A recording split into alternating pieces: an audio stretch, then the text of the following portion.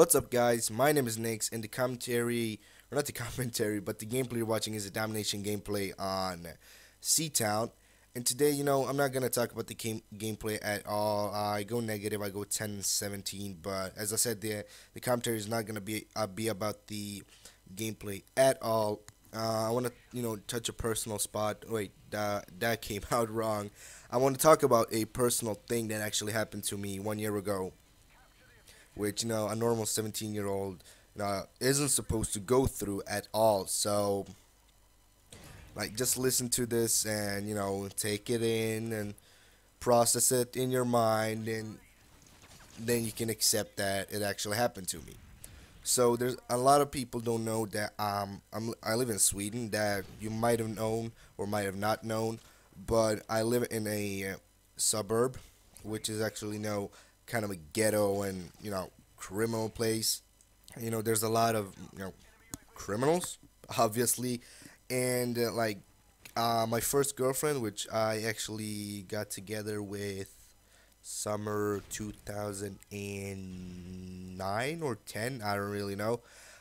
We hang out for a month, but then I broke up with her, and her ex-boyfriend, which obviously still loved her or something, I have no idea, got really mad because I broke up with her.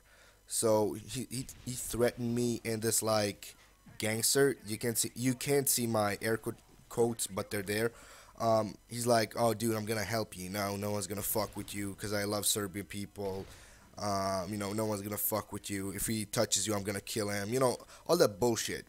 So we arranged a meeting with this guy, and this guy is actually a friend of this like air quotes again gangster. And we arranged a meeting. He started talking. He's like, "Oh, dude, he broke up with my ex," and this gangster was like, "So what? It's your ex. Like, what the fuck do you care? Okay, I understand you still love her, but you're not gonna get her back because she's her ex. That's the reason why she's your ex." So he's like, "Dude, let me punch this guy. Why the fuck do you care what I do to him?" He's like, "Dude, shut the fuck up. Don't like stop. Just stop." And they started talking to each other, and this guy got really mad, and this like again gangster. I'm gonna call him B because his name starts with the B, so I'm gonna call him B. And the other guy, I'm gonna call him A because his name is Alex. Okay, so A got really mad at B because okay, that sounds like a math problem, but Alex got really mad at this B guy because he protected me, and this Alex and B guy were like they've been friends for a longer time than he's been with me. So like they started talking, they went aside, and they're like, "Yo, Nix, get over here." I'm like, "Yeah, what?" Like, "Yeah, yo, I heard you're good at stealing stuff, cause I stole a pair of shoes while I was working in a not grocery store, but like a clothes store. I stole a pair of shoes to like a friend of mine. She asked me if I could steal a pair of shoes, so I did. Like the dumbass that I am. But they're like, "Yeah, we heard you're good at stealing stuff, so you want to start stealing for us? You're gonna get the cash, you're gonna get weapons and all that shit. And this is actually a normal thing where I live. There are a lot of gangsters and criminals out there, but they're not really gangsters, but they're wannabe gangsters. They're more criminals, So even if you're 12 years old, you're still gonna get in gangs and all that shit. So it's pretty fucked up that 12-year-olds like do that kind of shit because they're 12. You shouldn't be doing criminal stuff because if you do, you're gonna get trouble later in life. You're gonna be a part of a gang, and then if you change your mind, you're like, I'm not gonna, I don't want to be in this gang anymore. That's gonna fuck you up because if you're if you're in a gang once, you can't get out. In Sweden, if you like, we have Hell's Angels and Bandidos here. That's kind of like the biggest gangs in Sweden. Like if you're a member of Hell's Angels, if you wanna, you're gonna get a tattoo. So if you decide to quit, you have to pay like 200,000 crowns, which is a lot. You can buy a fucking car with that money, a brand new car, and if you have and the tattoo that you have, they're gonna sandpaper it away from your skin. So yeah, and then just advice like if you live in a suburb like I do, and someone offers you to be a part of a gang, don't do it, because they're gonna make you do stuff that you normally wouldn't. Of course, like they wouldn't like they say, oh, go rob this person. Okay, I get it. Okay, I get it. Like rob a person, that's okay. But they're gonna they're gonna make you do drugs. They're gonna make you sell drugs. They're gonna make you, do a lot of shit just to be like a part of this gang. And in the end, they're gonna backstab you, right? So there's no like loyalty. Like all gangs, are like, oh, loyalty is the most important thing for us, and that bullshit. But it's not. They're gonna fuck you over some point in life. They're gonna be like, dude, you fucked up. Fuck you. Do what the fuck you want, and then all that fucked up shit. But now I want to come to the part that I actually wanted to talk about in this commentary, and that is that this actually happened to me. I got fucked over by a guy. I got fucked over by this B guy. As I said, I started stealing stuff for them, and he's like, "Oh, you're gonna be in our gang." And back then, I wasn't thinking. I was stupid. I was like, "Dude, this criminal life could be awesome." You get respect, you get money, you get. Okay, I don't want to put I want to put this way, but you get bitches. So yeah, I was like, yeah, sure, why not? It's gonna be cool. And first, I did do an armed robbery. He's like, oh, you have got to do an armed robbery, and half of the money that you get from this robbery, you're gonna keep them by yourself. So like, I did it.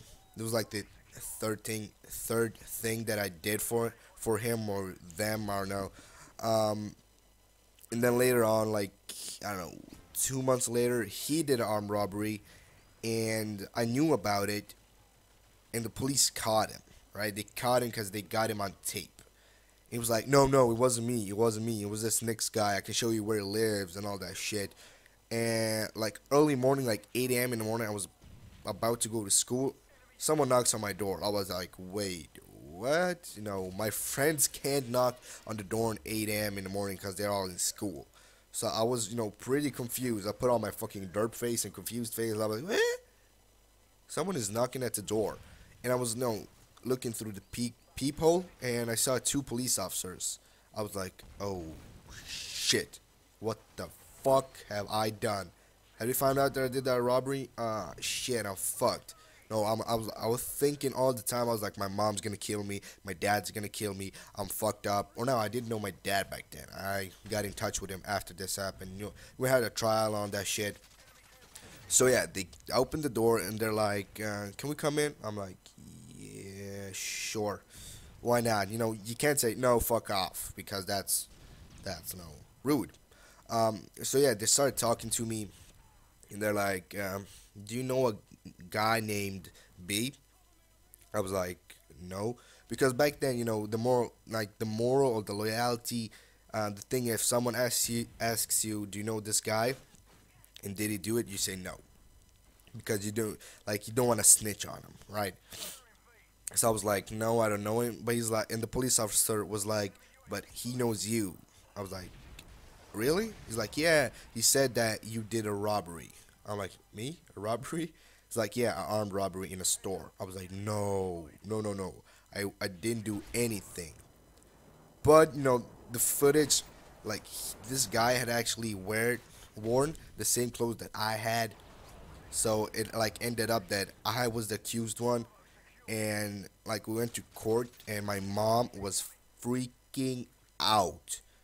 I seriously, no, I think she would have killed me if the police officers weren't in that courtroom. I seriously think she would have killed me.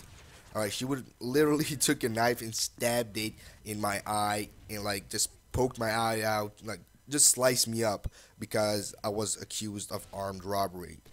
You know, I've never had like trouble in my family.